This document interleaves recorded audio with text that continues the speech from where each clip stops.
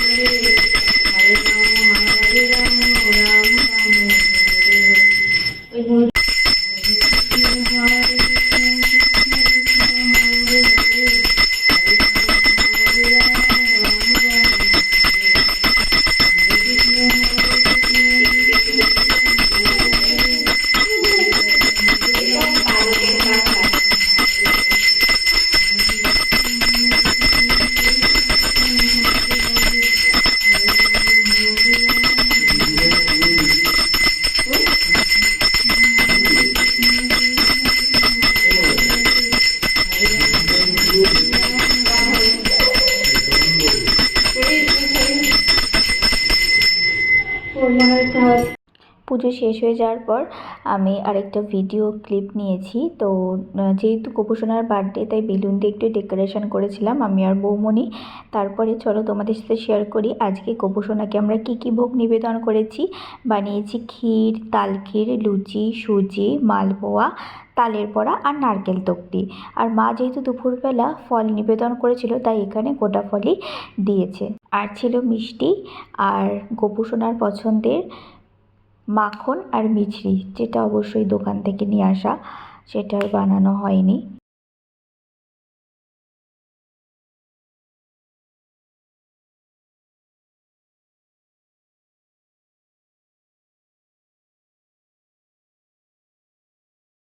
আমাদের বাড়ির বালগোপালকে ভোগ নিবেদন করেছি, ভোগ গ্রহণও করেছে গোপাল। তো এ এক পরম প্রাপ্তি আমাদের। তোমরাও দর্শন করো আমাদের বালগোপালকে, মিষ্টি সোনা। এরপর শুরু হবে নন্দ উৎসবের জোগাড়। তো পরের দিন বৌমনি এখানে সুন্দর করে 5 রকমের ভাজা কেটে নিয়েছে। তারপরে মা এখানে সমস্ত কিছু জোগাড় প্রাপ্তি করছে যে কী কী রান্না হবে। এই দেখো এখানে চাটনিও হয়ে গেছে, এখানে পোলাওয়ের জন্য চাল ভাজা চলছে। তো তারপরে পনির দিয়ে যেহেতু পোলাওটা হয়েছিল, তাই পনিরগুলো আগের থেকেই ভেজে রাখা হয়েছে। 5 রকমের ভাজা হয়ে গেছে, এখানে পনিরের একটা তরকারি হবে, তারও জোগাড় চলছে। এই যে দেখো এখানে দেখতে দেখতে পোলাওটাও রেডি হয়ে গেছে। এরপরে পনিরের তরকারিটাও করা হয়ে গেছে। তো তারপরে মা খিচুড়ি করেছে, পায়েস হয়েছে, ফ্রাইড রাইস হয়েছে। আমি এবার চেয়েছিলাম যে 3 রকমের অন্ন ঠাকুরকে নিবেদন করব, সেই মতোই জোগাড়জান্তি করা হয়েছে। তো সমস্ত কিছু রান্নাবান্না হয়ে যাওয়ার পর মা দুপুরবেলা ঠাকুরকে নিবেদন করেছে, সেই ভিডিওটাও তোমাদের সাথে শেয়ার করলাম। নন্দোৎসবের ভোগের মধ্যে ছিল 3 রকমের অন্ন, খিচুড়ি, ফ্রাইড রাইস আর পোলাও, আর ছিল পনিরের তরকারি, 5 রকমের ভাজা, পায়েস, চাটনি। আর এখানে মা ফল আর মিষ্টি দিয়ে একটা থালা সাজিয়ে দিয়েছে। তো আমাদের জন্মাষ্টমী এবং নন্দোৎসবের ভিডিও তোমাদের কেমন লাগলো অবশ্যই জানিও। কোনো ভুল ত্রুটি হলে ক্ষমা করে দিও। আমরা নিজেদের মতো করে যেভাবে পারি ঠাকুরকে সেভাবেই সেবা দিয়েছি, আর ঠাকুরের জন্মদিনটা এভাবেই পালন করেছি। তো তোমরাও সবাই ভালো থেকো, সুস্থ থেকো, সাবধানে থেকো আর পজিটিভ থেকো। আর আমাদের ভিডিওটা ভালো লেগে থাকলে অবশ্যই একটা লাইক কমেন্ট করে দিও। হরে কৃষ্ণ কৃষ্ণ কৃষ্ণ হরে হরে, হরে রাম রাম রাম হরে হরে। কৃষ্ণ বা গোপাল সবাইকে ভালো রাখুক, সবাই ভালো থেকো, এই কামনাই করি। ঠাকুর সকলের মঙ্গল করুক। আর লাস্টে একটা কথাই বলবো যে সুবিচারের আশায় আমরা সকলে একত্রিত হয়েছি, আমরা যেন সকলে এই সুবিচারটা পাই, এই বলেই আমি আজকের ভিডিওটা শেষ করছি।